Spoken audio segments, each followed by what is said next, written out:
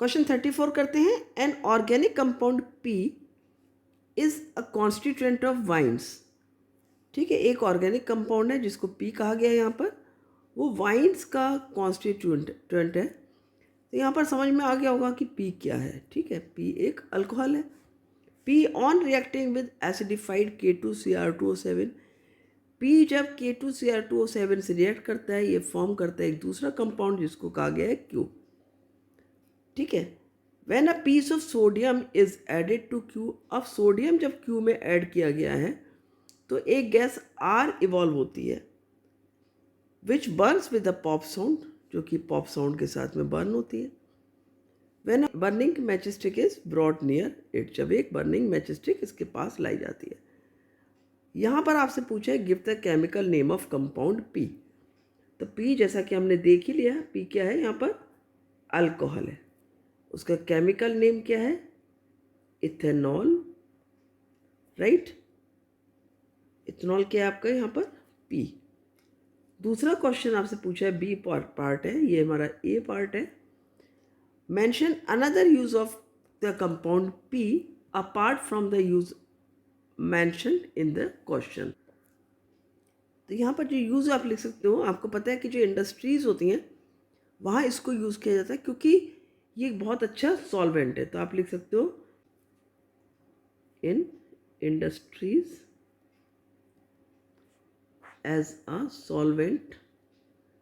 इसके अलावा this also is used in cough syrups, जो कफ सिरप्स होते हैं उनमें भी इसका यूज़ होता है। ये सब आप यहाँ पर लिख सकते हैं। फिर पूछे आपसे, illustrate with the help of chemical equation the conversion of P into Q. तो यहाँ पर आपको जो यहाँ पर दिया था आपसे कि जो पी है वो जब एसिडिफाइड K2Cr2O7 से रिएक्शन कर रहा है तो कंपाउंड क्यू बना रहा है, वही रिएक्शन यहाँ पर आपसे पूछी है। तो हमने देख लिया पी क्या है, हमारा इथेनॉल है। इथेनॉल का फॉर्मूला क्या होता है, C2H5OH।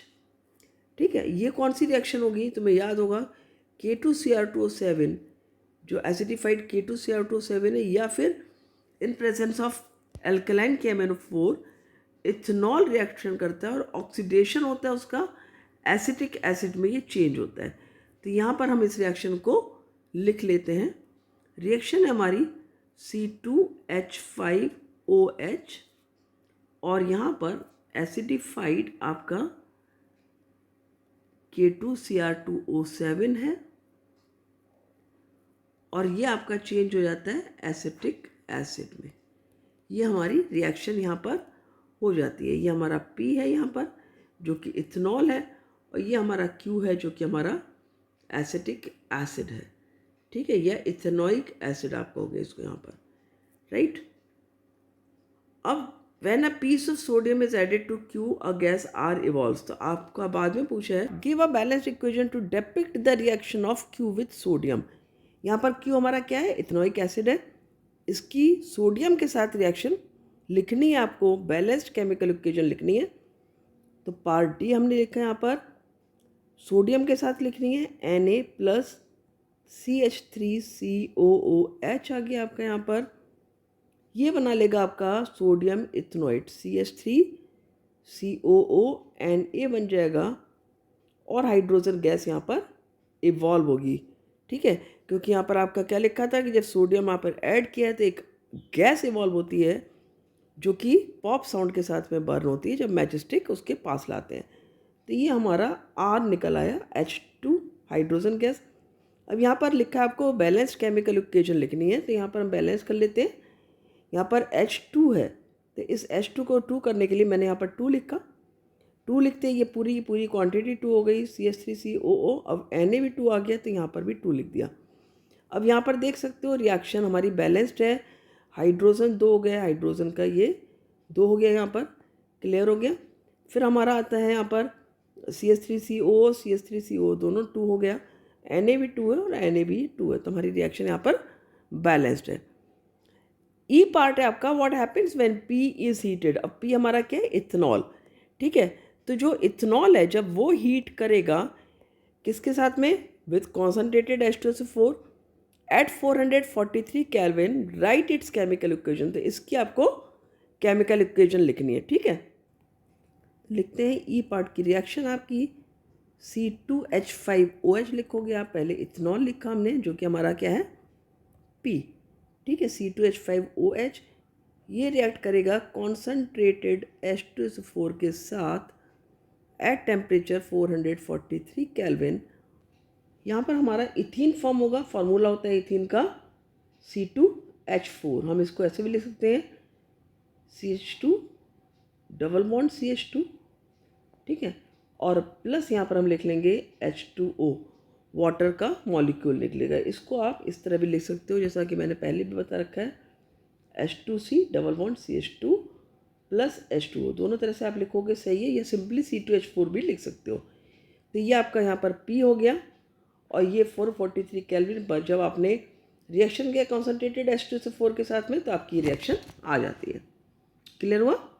तो ये क्वेश्चन हमारा पहला पार्ट जो है क्वेश्चन का कंप्लीट हो जाता है। अब इसका हम करेंगे ऑप्शन पार्ट, राइट। पढ़ते हैं optional part.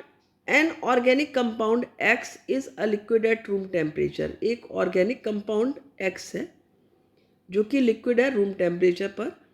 It is a also very good solvent. तो अभी भी समझ में आ गया होगा आपको कि ये क्या है, ये हमारा इथेनॉल है।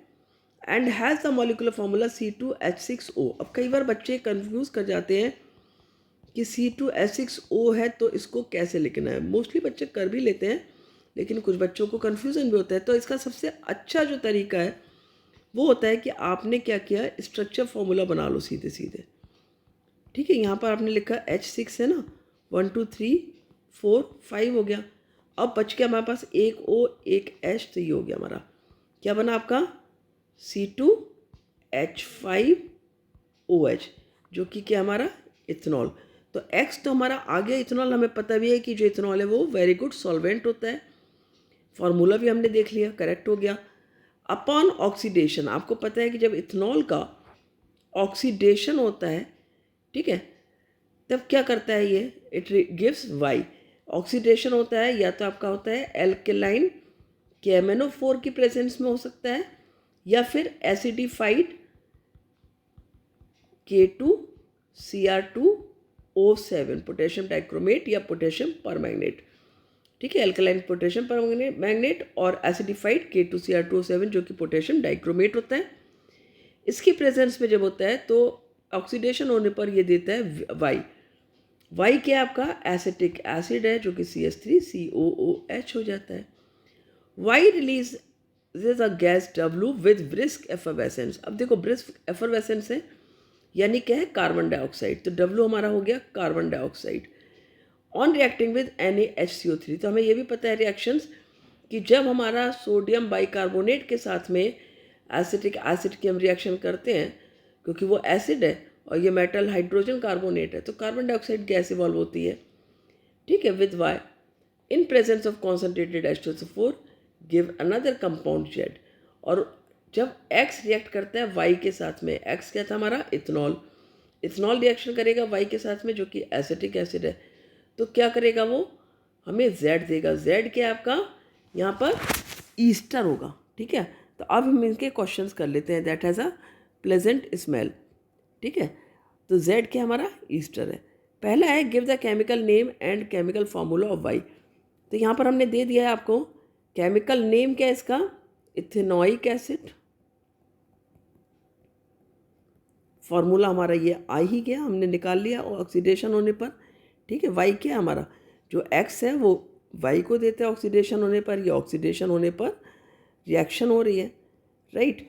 तो हमारा इथेनोइक एसिड, तो हमारा फर्स्ट आंसर आ जाता है कि वाई जो है वो क्या है आपका इथेनोइक एसिड है। Y is ethanoic acid. Second पूछा आपसे, नेक्स्ट पूछा आपसे how will you test for the gas W। W gas कौन सी है कि जब इथेनोइक एसिड, ठीक है, यहाँ पर जब इथेनोइक एसिड ने रिएक्शन किया है NaHCO3 के साथ में, वाई है, वाई ने रिएक्शन किया NaHCO3 के साथ, तो यहाँ पर मैं V आंसर इसका लिख देती हूँ, ठीक है। इसको बल्कि ऊपर भी क्लीन कर लेते हैं, ये तो हमने कर ही लिया है क्वेश्चन, इसको हम क्लीन कर लेते हैं ताकि आपको कोई कन्फ्यूज़न नहीं होगा। और अब हम इसी क्वेश्चन को करेंगे यहाँ। तो बी पार्ट है हमारा, how will you test for the gas W. तो डब्लू हमारी क्या है, डब्लू इज़ कार्बन डाइऑक्साइड, ये हमने देख ही लिया था। ठीक है, इसको टेस्ट करने के लिए हम क्या करेंगे, will pass the gas in lime water, in freshly prepared lime water,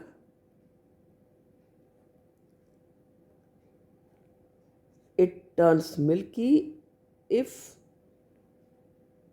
it turns milky, यदि ये मिल्की हो जाता है तो क्या प्रूव करता है, it proves the gas is carbon dioxide. ठीक है, यहाँ पर रिएक्शन भी लिख देते हैं जिससे आपको पता लग जाएगा डब्लू कैसे आया आपका, या गैस कार्बन डाइऑक्साइड ही कैसे है।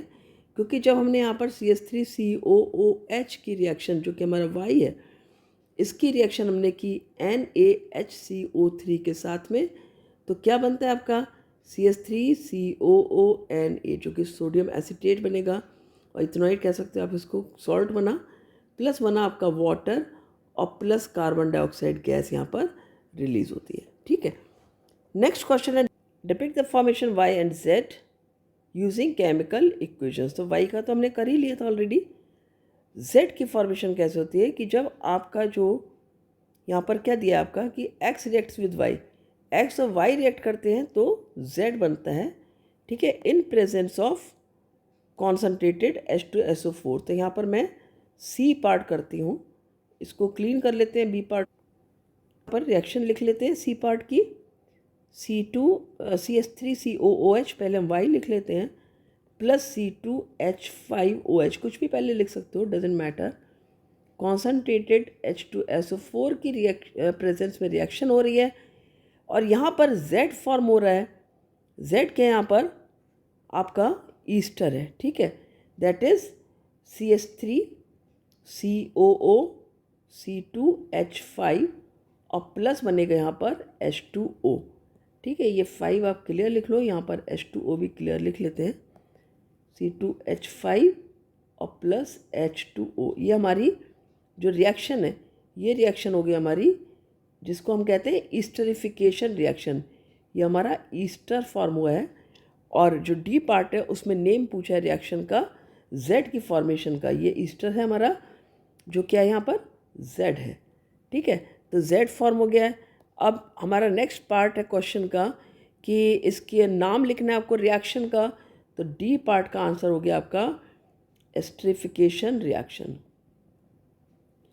ठीक है, ये हमारा डी पार्ट हो जाता है, esterification reaction for the formation of Z।